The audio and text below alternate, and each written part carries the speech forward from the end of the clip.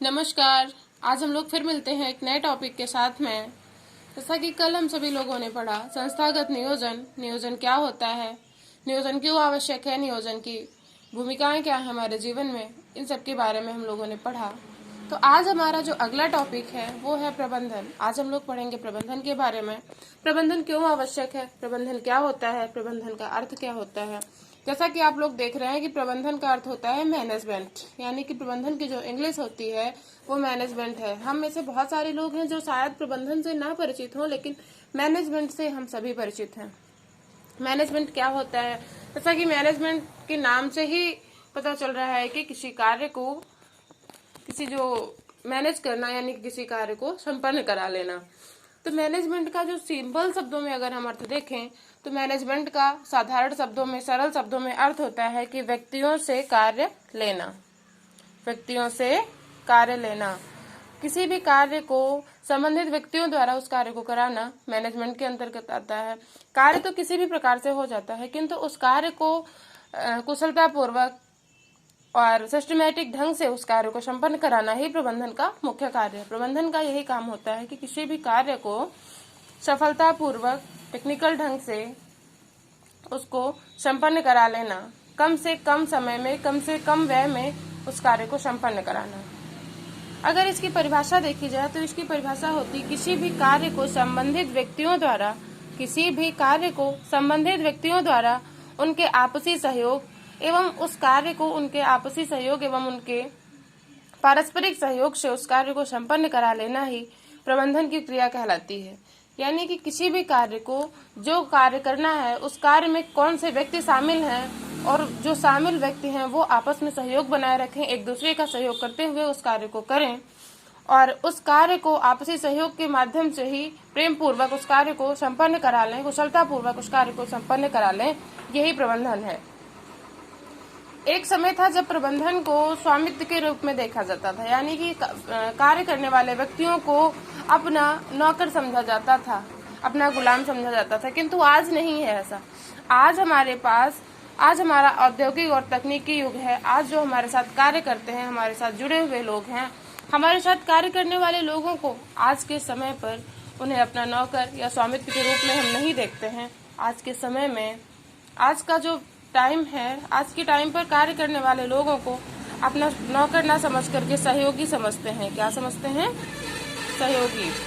और अपने सहयोगियों के द्वारा उनके साथ में मिल करके, उनके साथ से, उनके सहयोग से कार्य को संपन्न कराना ही प्रबंधन है। प्रबंधन आज के समय में कोई भी फील्ड हो, जैसे कि डॉक्टर, वकील, शिक्षक, किसान, उद्योगपति, व्यापारी, सभी प्रबंधन का सहारा लेते हैं। सभी प्रबंधन के माध्यम से कार्य को अपने संपन्न कराते हैं। किसी भी कार्य को जो सफलता मिलनी है, उसकी जो एक कहते हैं ना कीवर्ड होता है, तो सफलता की जो कुंजी है किसी कार्य की, वो प्रबंधन ही है। अगर हमारा प्रबंधन कुशल है तो हम किसी भी कार्य को बहुत ही बेहतरीन ढंग से कर पाएंगे। प्रबंधन की विशेषताएं क्या होती हैं? प्रबंधन व्यक्तियों से कार्य कराने की एक प्रकार की कला है। व्यक्तियों से हम कार्य करवाते हैं तो किस प्रकार से, कौन से कार्य को किस प्रकार से कराया जा सकता है, किस प्रकार से कराएंगे तो हमें उस कार्य में सफलता मिलेगी, ये हमारा प्रबंधन की एक कला है। तो पहला तो हमारा जो प्रबंधन की विशेषता है यही होती है कि प्रबंधन व्यक्तियों से कार्य करवाने की कला है। प्रबंधन का जो दूसरा हमारे पास इसकी जो दूसरी विशेषता है, इसका जो दूसरा लाभ है, ये है कि व्यक्तियों को इस कार्य करने के लिए संगठित कर लेते हैं हम लोग। प्रबंधन में क्या करते हैं, व्यक्तियों और कार्यकर्ताओं को, जो भी कार्य करने वाले होते हैं उनको आपस में संगठित करते हैं, उनका एक संगठन बनाते हैं, एक समूह बनाते हैं और उनसे समूह में कार्य करवाते हैं। और समूह में किया गया कार्य अकेले किए गए कार्य से कई गुना बेहतर होता है। तो प्रबंधन का एक ये भी बहुत बेहतर विशेषता है कि कार्य को संगठित होकर के समूह के रूप में करवाया जाता है। तीसरी विशेषता हम बात करते हैं। तीसरी विशेषता है मानवीय तथा भौतिक स्रोतों का आपस में समन्वय स्थापित करना, यानी कि मानवीय स्रोतों और भौतिक स्रोतों को आपस में एक दूसरे से जोड़ना। मानव संसाधन और जो भौतिक संसाधन है, यानी कि जो टेक्नोलॉजी है, उसको आपस में जोड़ करके कार्य करना, जिससे बेहतर परिणाम हमको मिलते हैं।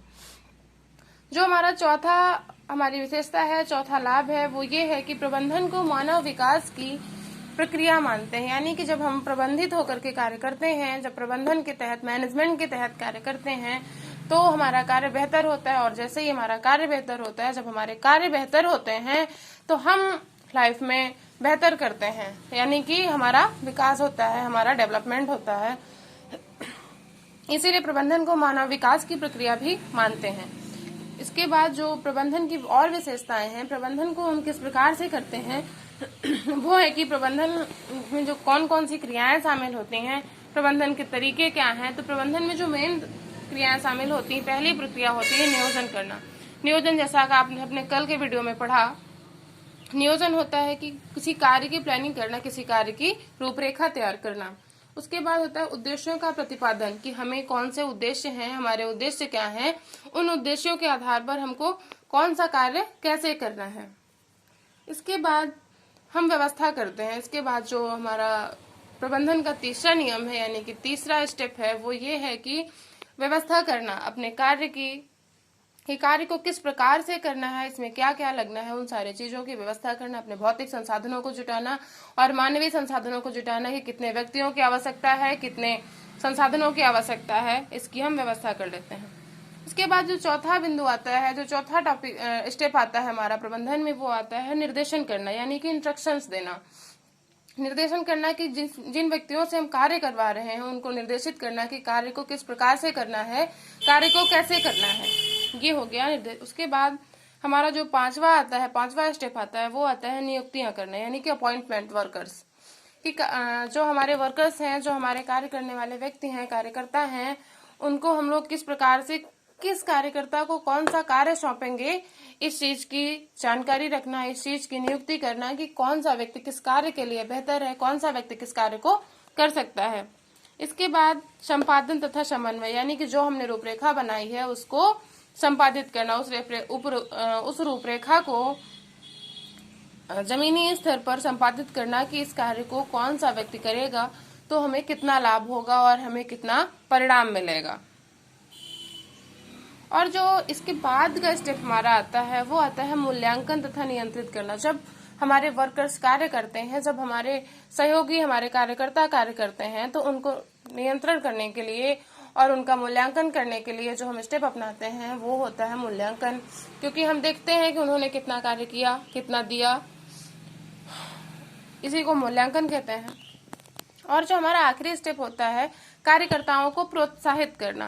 क्योंकि कोई भी इंसान हो, हर इंसान को अपनी प्रशंसा अच्छी लगती है, हम हो या आप हो, हर किसी को अपनी प्रशंसा सुनना अच्छा लगता है। तो जब हम अपने वर्कर्स की प्रशंसा करेंगे, उनको प्रोत्साहित करेंगे कि हाँ तुम ये काम बेहतर कर सकते हो, तो वो कार्य को और ज्यादा बेहतर करेंगे। इन्हीं सभी क्रियाओं के साथ में जो हम उद्देश्य की प्राप्ति करते हैं, वही प्रबंधन होता है। जो उपर्युक्त हम लोगों ने जितना पढ़ा, जितना जाना, इनके साथ में जो भी हम कार्य करते हैं, इन सारी क्रियाओं के साथ में जो कार्य करते हैं, उसे ही प्रबंधन कहते हैं।